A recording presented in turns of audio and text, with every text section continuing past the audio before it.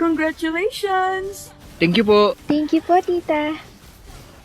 After 5 years of love and everything, napag-desisyonan na namin at ng parents namin na magpakasal na. I love you, love. I love you more. Masaya akong nakikipagkwentuhan sa mga bisita ng may matanaw akong lalaki. A bit familiar. Nagtama ang mga mata namin at ilang segundo lang ay naglakad na ito palabas ng reception hall. Sinundan ko siya kahit na medyo nahihirapan pa ako dahil sa suot kong gown.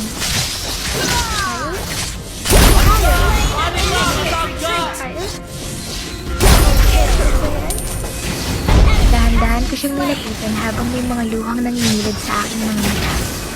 Buti na lang at kami lang dalawa ang tao sa labas ng reception. Akala ko wala ka na. Bakit ngayon pala? Hindi ko mapigilan yung sarili kong umiyak.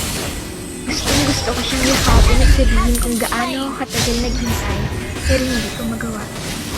Ang daming nagbago.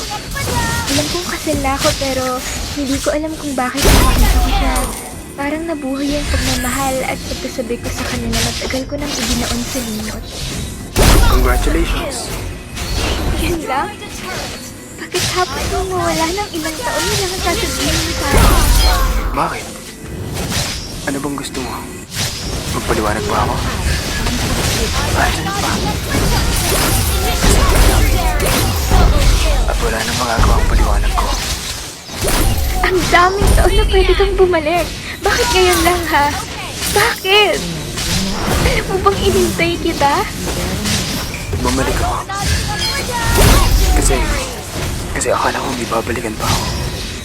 Pero wala na pala. Naagaw na ng iba. Kyle, inintay kita.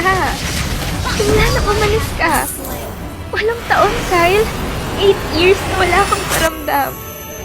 Wala akong magbabalik ka after a year, pero bakit umabot ng ilang taon wala ka pa din? Nangako ka din. Nangako ka na kahit anong mangyari, hihintayin mo ako. Pero, bakit ganito? Anong nangyari? Akala ko hindi ka na babalik. Akala ko kinalimutan mo na ako. Hindi ako robot, Kyle. Napapagod din ako.